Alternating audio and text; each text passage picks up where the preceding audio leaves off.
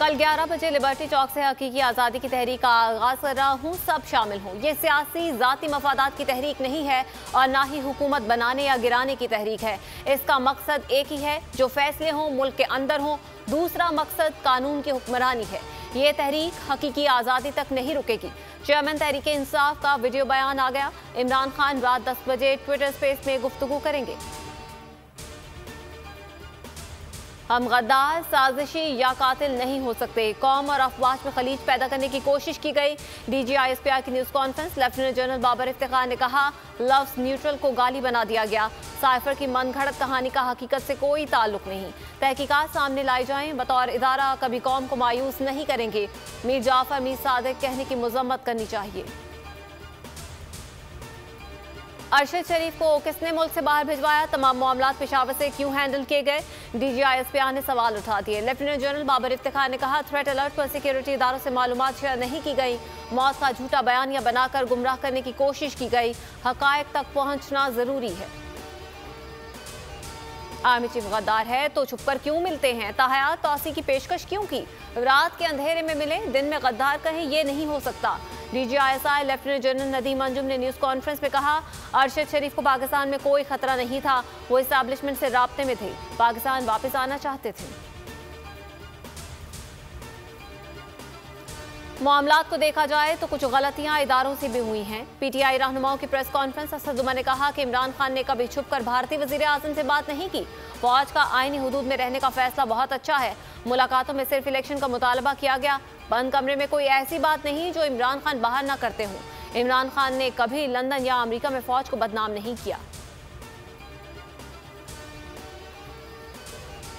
फौज के साथ सियासी क़यादत की इज्जत करना भी जरूरी है। अरशद शरीफ पर 16 केसेस बनाए गए। मुल्क ना छोड़ते तो इस हुकूमत ने उसे मार देना था।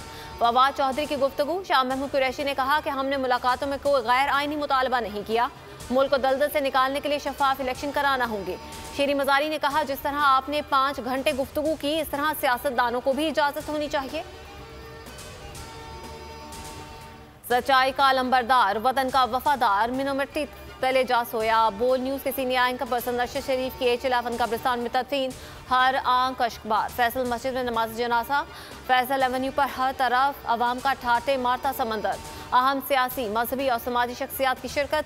जनाजे में पाकिस्तान जिंदाबाद, नाराए तकबीर के फलक शिगाफ नारे। इमरान खान की ऐवान वज़ीर आला में गायबाना नमाज जनाजा में शिरकत। कराची, लाहौर, पेशावर समेत दीगर शहरों में बड़े इज्तिमात। हज़ारों अफराद की शिरकत। पाक फौज के दस्ते ने गुलदस्ता पेश किया।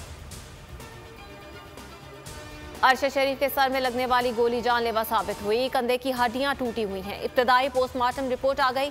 जिस्मानी आज़ा का फॉरेंसिक टेस्ट करवाने का फैसला। आज़ा के सैंपल्स ले लिए गए। बोर्ड शहीद के एक्सरे और CT स्कैन रिपोर्ट पर गौर करेगा।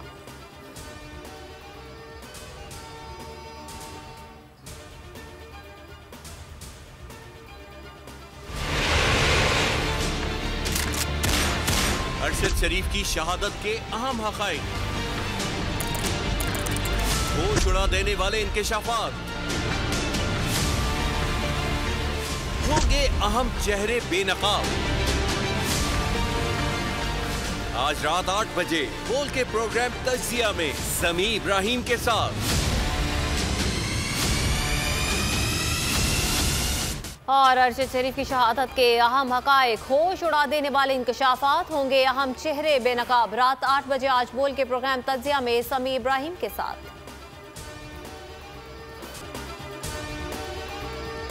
मैं आज आपके सामने लॉन्ग मार्च का ऐलान कर रहा हूं। जुमे को मैं लीड करूंगा उसको। कप्तान का हकीकी आजादी मार्च। उन्होंने कंटेनर रखे तो हटा दोगे। दिन हो या रात, बोल न्यूज़ 24 घंटे रहेगा साथ।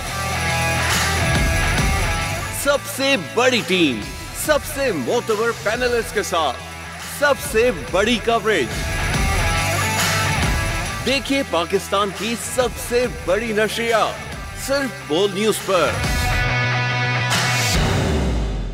सबसे ज्यादा व्यूज, सबसे ज्यादा रील्स और सबसे ज्यादा रेटिंग के साथ बोल अब भी नंबर 1 पोजीशन पर बरकरार।